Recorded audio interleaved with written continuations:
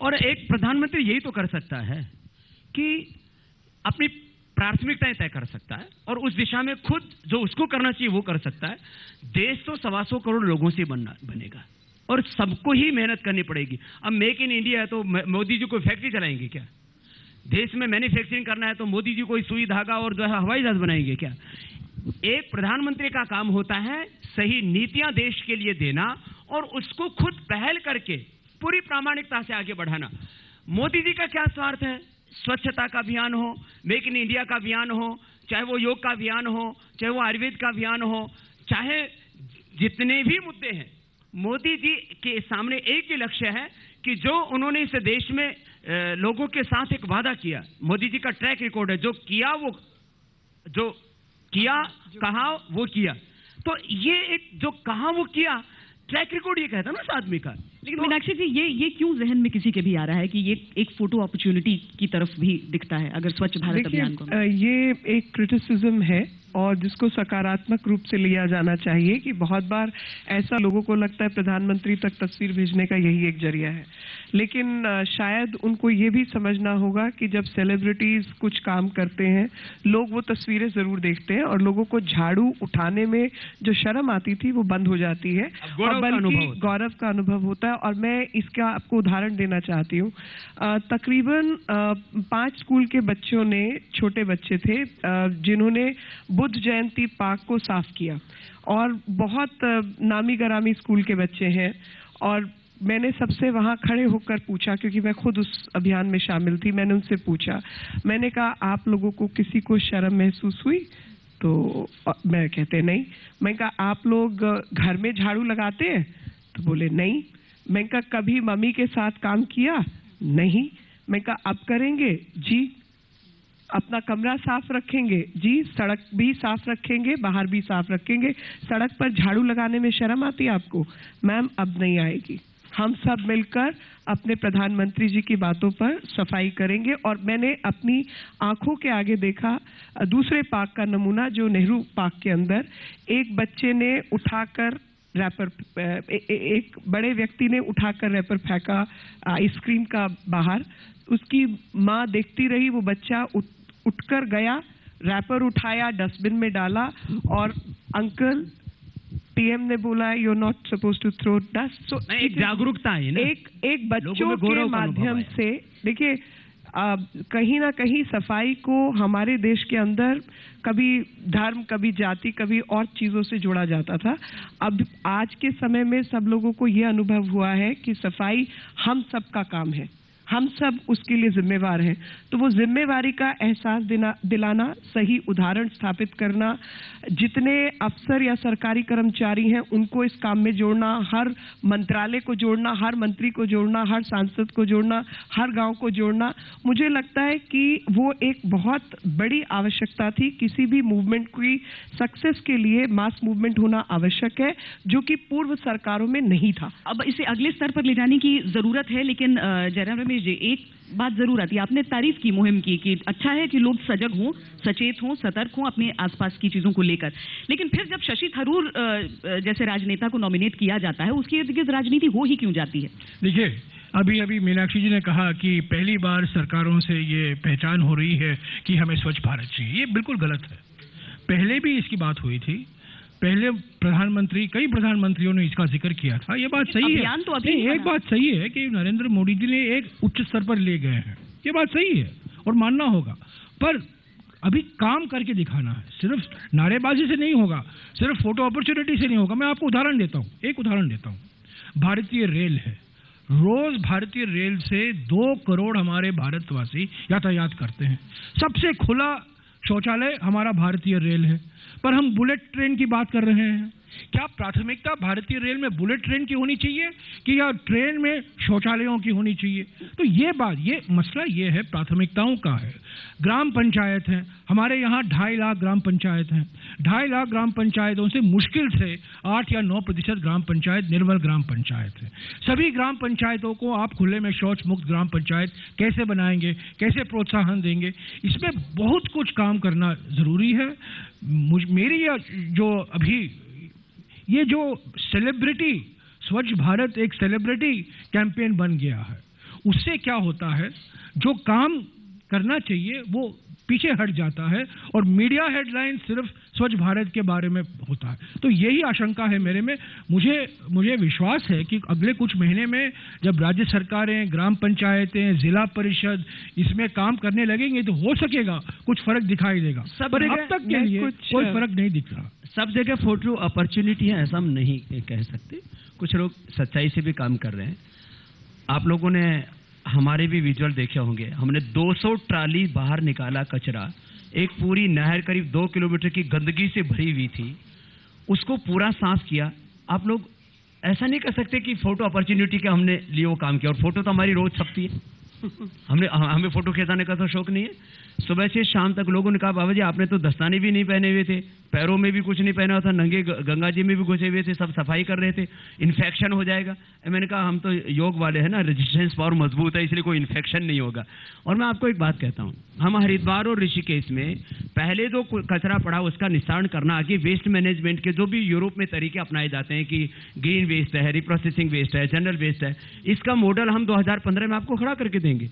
और इसलिए देंगे कि लोगों को, जैसे जयराम जी ने भी कहा कि भाई काम जमीन पर होना चाहिए और उसका कहीं ना कहीं से एक आदर्श स्वरूप हमारे सामने आना चाहिए, तो हम करके दिखाएंगे। मैं इसमें जो जोड़ना चाहती हूँ, मैं पहले तो प्राथमिकताओं के तहत 3 बातें बताना चाहती हूँ। पहली चीज, इनका कहना है कि पूर्व में काम हुआ, मेरा कहना है काम असलियत में अब शुरू हुआ।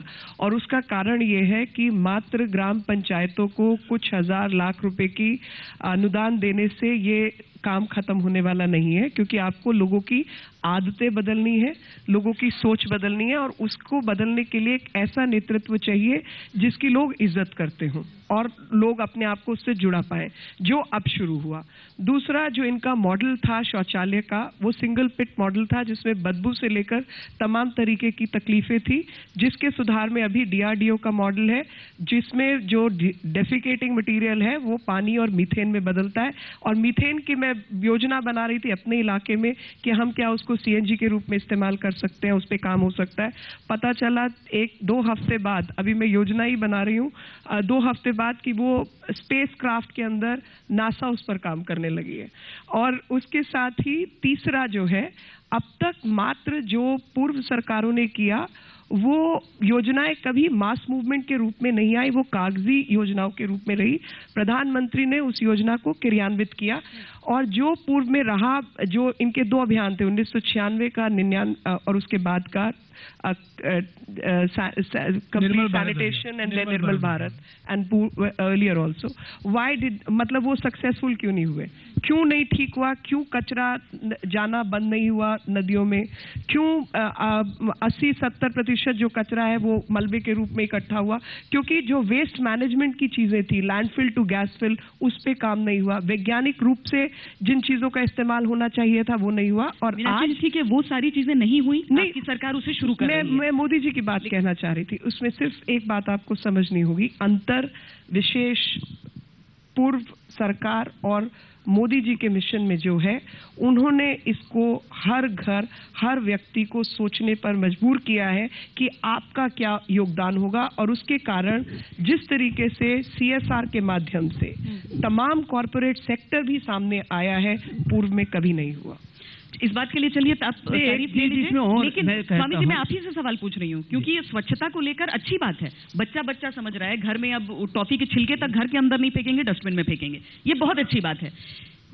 वहां पर लोग सजग हो रहे हैं, जहां पर लोग पहले से सजग हैं, पहले से लोग चाहते हैं कि यहां तो सफाई करो, गंगा, आप भी काम करते रहे उसके लिए। शुरू कुछ नहीं हुआ है अगर हम सचमुच में देखें तो। देखो, पहले तो मैं बीजेपी और कांग्रेस के बीच में बैठा हूं, इसलिए बीच बचाव कर देता हूं। पहले भी थोड़ा हुआ, अब ज्यादा तो सरफ ही हो। अब मैं आपका बचाव करने लगा हूं तो भी आप मेरे ऊपर लानत लगा रहे हो। इसमें तो कोई राज नहीं है। देखो, अब जयराम जी आपके पीछे भी राम लगा है, इतनी तो राम की सुनो।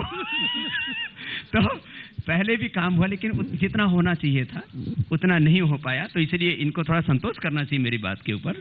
थोड़ा कई करोड़ गंगा में बह गए। अब दूसरी बात, देखो, पूरे विश्व की यात्रा के दौरान मैंने एक बात भारत के बारे में, एक होता general perception, India is a very डॉटी कंट्री। ये जो बात थी ना, बहुत कचोटती थी अंदर से, और दसियों सालों से मैं इस बात को अपने मन से कहता था, लेकिन उसको वो गौरव, वो प्रतिष्ठा नहीं मिलती थी। तो मोदी जी के कहने से उस बात को एक फोकस मिला। तो अब पूरी दुनिया के लोगों को भी ऐसा लगता है कि शायद हमारी आंखों के सामने भारत भी क्लीन हो जाएगा। एक ऐसा लोगों में विश्वास तो जगा है। अब इसको करने की जरूरत है। तो मैंने कहा उसके लिए हम काम कर रहे हैं और आगे करेंगे और आपको रिजल्ट देंगे 2015। मेरे कोई पंचवर्षीय योजना तो नहीं बताइए। जहां तक गंगा जी का प्रश्न है, जयराम रमेश जी उस दौरान मेरे साथ कई बार मिले थे जब हम गंगा रक्षा अभियान को लेकर के लगे हुए थे। ये अलग बात है कि फिर जब भी कोई काम करते हैं तो उसमें क्रेडिट लेने वालों की एक लंबी फरिश्त से लग जाती है। तो जब क्रेडिट लेने वालों की लाइन लगती है तो हम साइड में हो जाते हैं। आप भी थे ना उसमें?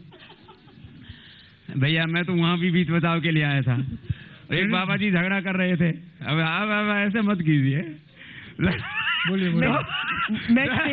असली सवाल नहीं, असली सवाल गंगा जी का ये है। देखिए गंगा जी कैसे प्रदूषण मुक्त होगी। गंगोत्री से पवित्र है गंगा। गोमुख में थोड़ी दिक्कत है।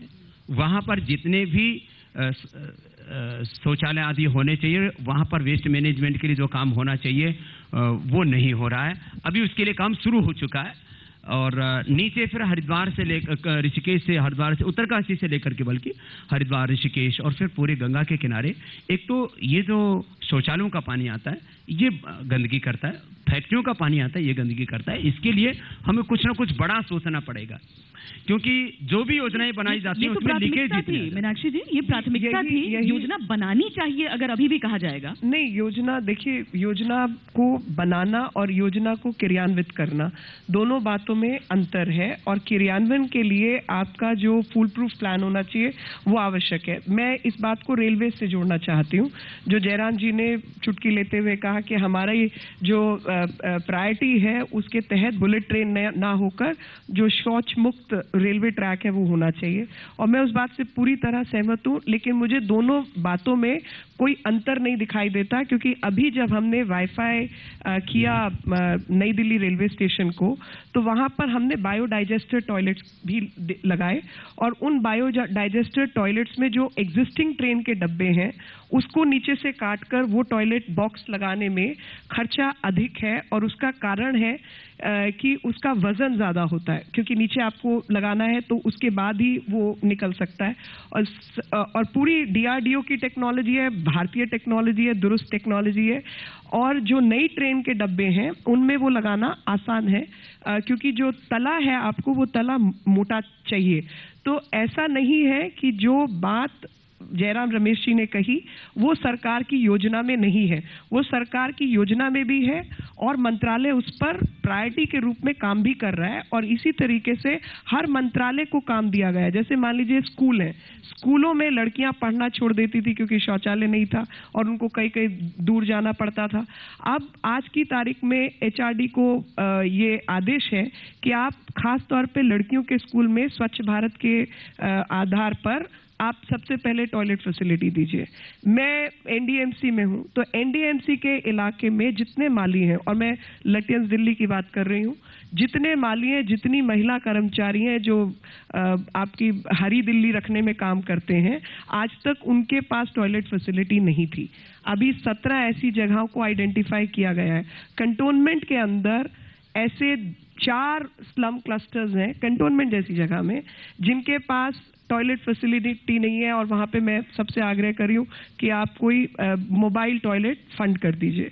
तो ऐसी तमाम विषय हैं कि हर MP, हर मंत्री, हर मंत्रालय, चाहे वो रेलवे हो, चाहे वो डिफेंस हो, चाहे बाकी हो, सब इस पर काम कर रहे हैं। तो स्वच्छ भारत का निर्माण हर व्यक्ति, हर सरकार, हर एक की जिम्मेवारी है, और सब उस पर इसमें अभी भी मैं मानता हूं कि 5, 10, 20, 25 साल लगेंगे, लेकिन अब शुरू होगा तो 5, 10, 20, 25 साल में पूरा काम होगा ना। अभी नहीं शुरू हुआ तो बड़े पैमाने पर, ऐसा नहीं कि जैसे जयराम रमेश जी को ज्यादा परेशान होने की जरूरत नहीं, थोड़ा अनुलोम विलोम कपालभाति भी करें तो थोड़ा वैसे भी अब तो योग को वैश्विक प्रतिष्ठा मिल गई है, अब योग सेक्युलर हो गया है। योग साइंटिफिक है, योग यूनिवर्सल है और योग सेक्युलर है।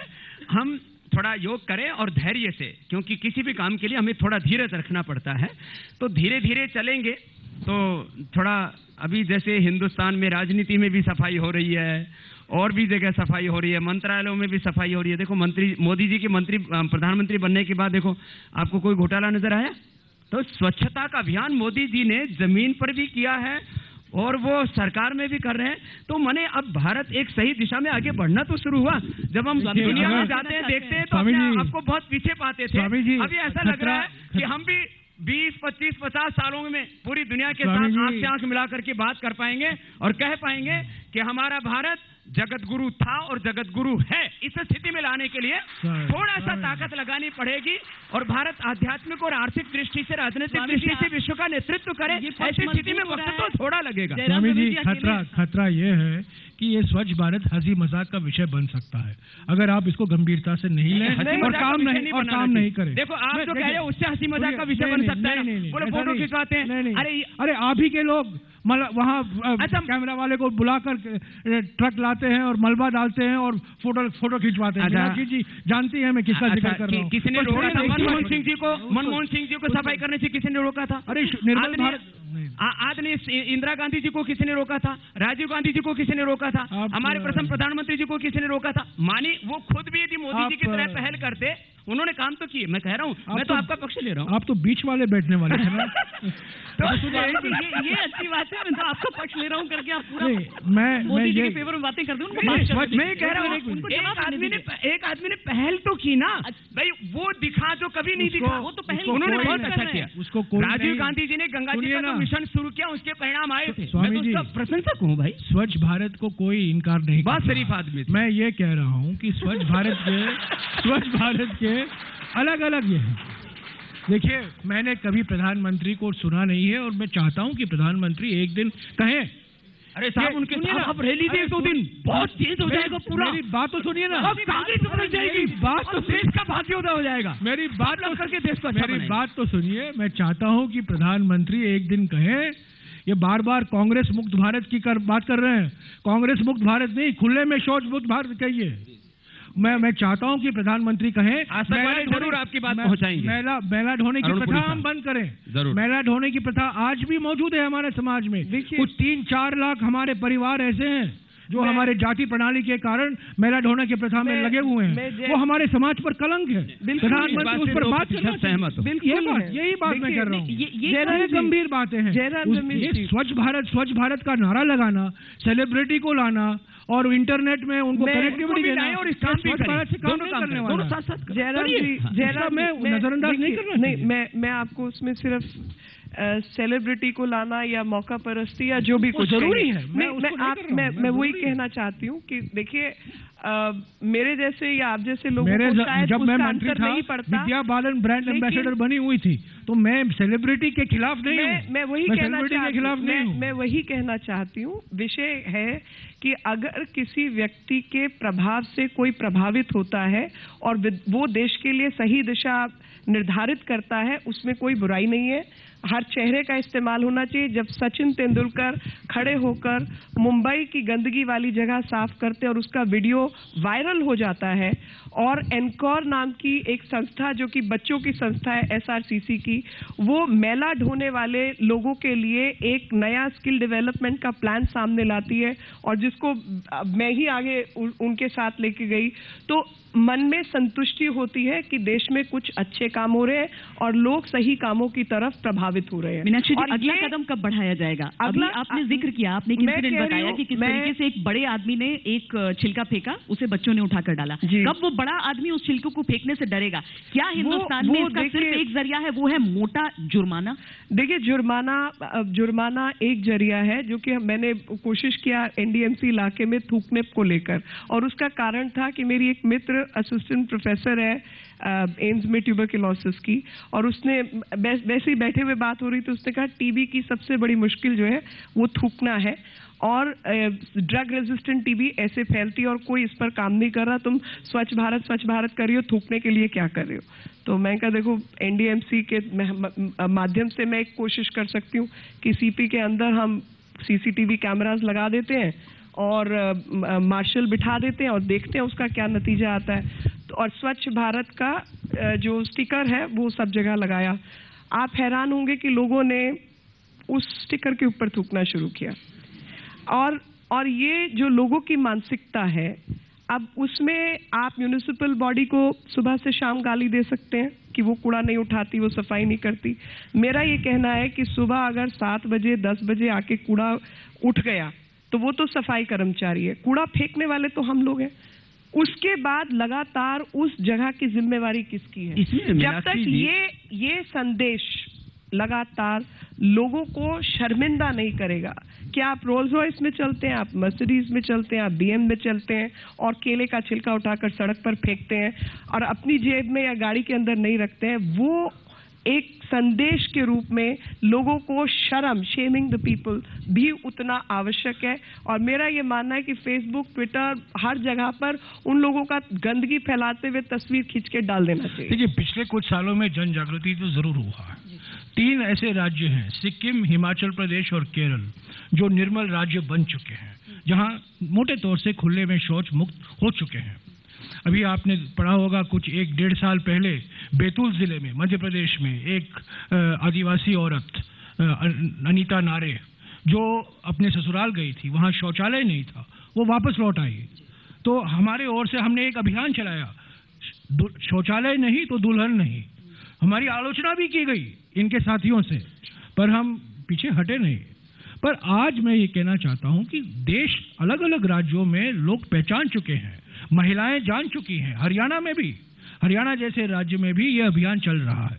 तो ऐसा नहीं है कि आप एक मिनट, ये जो बार बार आप कहते हैं, जो हर चीज, अच्छी चीज का आविष्कार मोदी जी के आने के बाद हुआ है, ये गलत है। पिछले कुछ सरकारों में भी कितना डरते क्यों? डरपन क्योंकि आप बोलते रहते हैं ना, आप तो बोलते रहते हैं। देखो, मैं डरते नहीं। सब देखो, शौचालय एक पक्ष है सफाई का, चारों तरफ जो प्लास्टिक फैल रही है, क्या ये गंदगी नहीं फैला रही है? क्या जो फैक्ट्रियों से गंदगी निकल रही है वो गंदगी नहीं फैला रही है? गंदगी के कई पक्ष हैं, सभी पहलुओं पर हमें विचार करके तात्कालिक, मध्यकालिक, दीर्घकालिक योजनाएं बनानी पड़ेंगी। सरकार को भी काम करना पड़ेगा, जागरूकता के बाद कानून भी बनाना पड़ेगा। आप में से भी बहुत से लोग सिंगापुर होकर के आए हैं, मैं भी खुद होकर के आया हूँ, देखा है वहां पर कानून भी इतना सख्त है। वहां लोग खुद बोलते हैं, अपनी जुबान से बोलते हैं कि बोले कानून से चीजों को कैसे अच्छा किया जा सकता है। वर्ल्ड में सबसे बड़ा उदाहरण हिंदुस्तान से बाहर लोग चले जाते हैं, जहाँ थूक रहा होगा वहां पर। कुछ राज्यों में नए कानून बने हैं, पंचायत तो कानून भी इसके लिए आप लड़ नहीं सकते हैं अगर आपके घर में शौचालय नहीं है। कई ऐसे राज्य हैं, राजस्थान है, महाराष्ट्र है, महाराष्ट्र में कई साहब मुंह से थूक रहे हैं, इसमें शौचालय में थूकेगा के जाके? हर बात का शौचालय, हर बात शौचालय में, शौचालय से भी बाहर निकल के गंदगी के बारे में सोचना पड़ेगा। अगला कदम क्या होना है? अब जागरूकता बढ़ रही है, अगला कदम क्या है? शौचालय के बिना स्वच्छ भारत। मुझे लगता है कि जयराम साहब को पेट ज्यादा साफ होता है। मैं आपका दवाई नहीं खाता हूँ।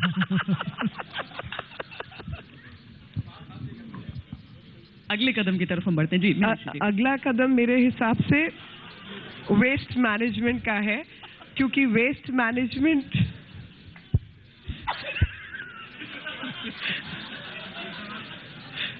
उन्होंने कहा इस स्वच्छता के मुद्दे को मजाक में नहीं उड़ाना चाहिए।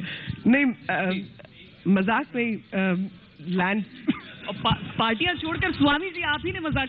देखिए, मैंने कहा ना स्वच्छ भारत माने जो मैं अगला शब्द कहने वाली थी। अब मुझे मालूम है कि जो माहौल है, कांग्रेसियों के चेहरे पर थोड़ी ज्यादा मायूसी आ गई थी, थोड़ा हास्य योग भी होना चाहिए भाई। अच्छे दिन आपके भी आ सकते हैं।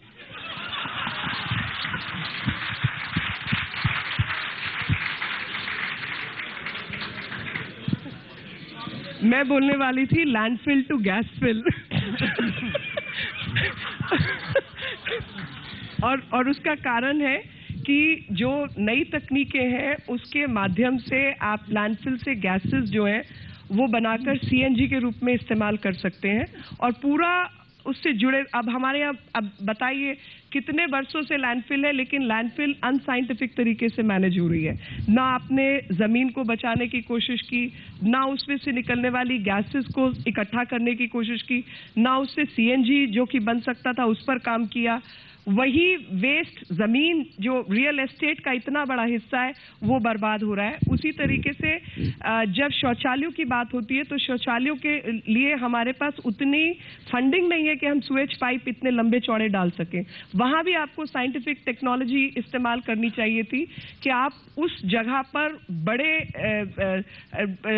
लैट्रीन्स बनाकर वहीं पर सीएनजी प्रोडक्ट करें और उसको प्रोड्यूस करने के बाद जैसे छोटी जीप गाड़ी वो चल सकती है इतना और वही स्कीम आप लगा सकते हैं गौशालाओं में और छोटे छोटे क्लस्टर्स के अंदर जो नए क्लस्टर्स कॉलोनीज तैयार हो रही हैं वहाँ पर आप जियोथर्मल से लेकर इस तरीके की तकनीकों का इस्तेमाल कर सकते हैं। और हम कंपोस्टिंग पे अटके रहे, कंपोस्ट को अपने आप में संभालना और उसका इस्तेमाल करना वो एक अलग विषय है।